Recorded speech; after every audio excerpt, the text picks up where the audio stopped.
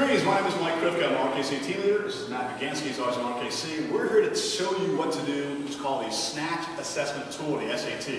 What the SAT is, it's 4 tools you can use to look at your partner's snatch technique and assess how well it's going, okay? You have 4 elements. First is taming the arc. Are they actually managing the arc as the kettlebell goes up and down? The second is trajectory. Where is the kettlebell actually going? Is it going in a straight line? Is it curving? Is it arcing, okay? The third T is transitions.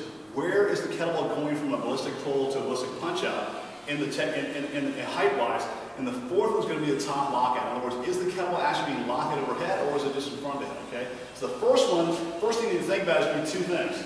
A partner and a stick, okay? So basically it's a 6-foot-long staff, and all you're going to use this for is just to give you a visual so you can look at how this thing actually lines up while it's flying through the air, okay? So the first thing we're going to do is we're going to look at his taming the arc. So taming the arc means if you're swinging the kettlebell and it's way out here, you're going to need that much space to clear. Now, that's more of a swing than a snatch. You have a lot of torque, a lot of power up here. You're going to have to absorb somewhere. So what I'm looking for when we talk about taming the arc is he's going to start with his elbow bent, his fingers extended. I'm going to do this right in the center line. I'm going to give him about that much space to get that 53-pound kettlebell between me and over top of his head. Okay, so I'm going to kettlebell down in front of him, right there. Okay. Once again, measure up a little bit so he gives himself fingertip distance there. He's going to snatch the kettlebell 3 times with his right hand.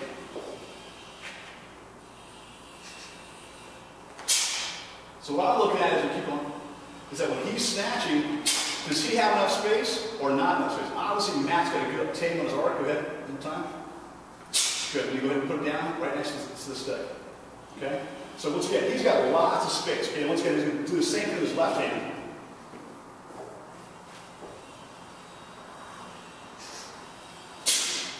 Good. And down. Again. One more. Good. Okay. So what you saw so far is with Matt standing here, once again, measure up again, fingertips out. He's got, just enough space here to get from the bent elbow to the fingertips to get the stick. He had plenty of space to move that kettlebell, okay? If you're finding someone who's got a really big swing, this will slow them down. This will make them work much more on how to get that kettlebell nice and tight into their body as opposed to this monster swing we see from a lot of people, okay?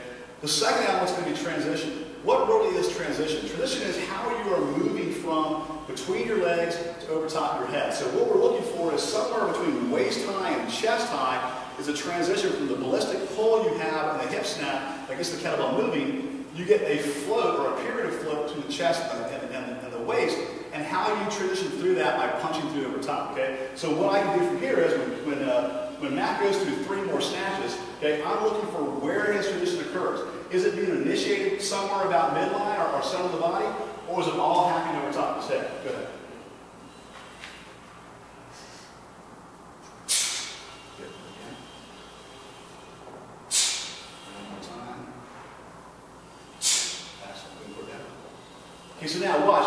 If you from watching what he did, you can see about right here, he goes from his transition from his pull to his punch.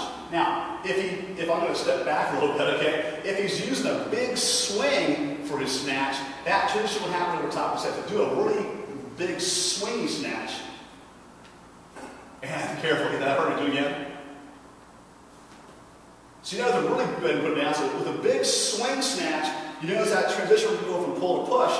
Happens up here just the very last second while the kettlebell is over top of his head. Okay, so once again, not what we consider a very good, safe, or efficient snatch, mostly because the first 2 elements, the trajectory and taming the arc, are what you're going to need to have in place to be able to progress to a heavier kettlebell and double kettlebells and be still to maintain the safety and the efficiency of the technique. Okay, so the first 2 is taming the arc. Second one is trajectory and then transition and then trajectory. Now, for trajectory, is the third T. The trajectory means where is his thumb going to be throughout the presentation of the snatch? Okay, so once again, if I have the stick right on the center line, when Matt does 3 snatches, I should be able to track his thumb throughout the whole movement.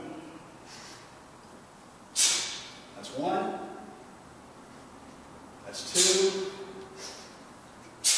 That's 3. Beautiful. Go put it down.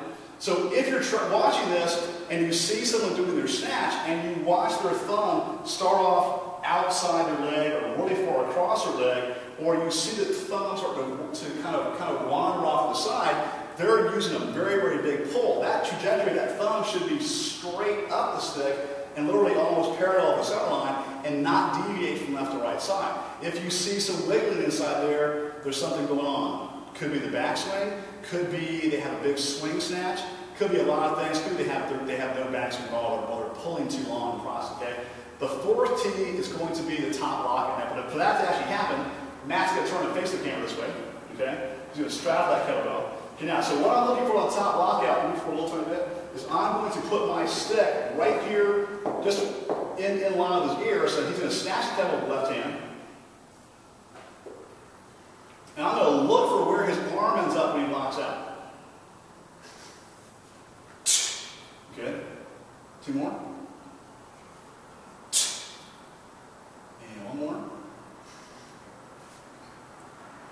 Beautiful. And down. So what I'm looking for is if he has a very, very strong pull snatch, or if he does not complete his snatch, so do a snatch where you kind of stop the arc at here, to the shallow. Okay. This alignment on the stick, with his true next to his ear, is going to show that he's try to pop it up like right there and stop it right in front of you. There you go. That he's not making it behind his ear. Just one more like that. Obviously, you don't want to do that normally, but good demonstration. Okay, good, and down, okay? So this gives you a really, really easy way of looking at it. So the four elements, once again, are going to be taming the arc, transition, trajectory, and top lockout. Now, if you look at Matt's snatch from various angles, you can slow this down on your video at home. You want to look for, is he relaxed? Is he explosive? Is the movement smooth? And also, one thing we talked about before is, does he have a soft lockout, okay, on the top of the snatch? So there should be the fifth T could even possibly be trembling. Is he trembling with the shock of the kettlebell when he locks it out on top of his head? Okay. So if you have any questions or any comments, you can get hold of me through the RKC website, through the RKC blog, and I'll be happy to answer your comments. Thank you, Matt, for your help. I appreciate it. And we'll see you all again soon. Thanks.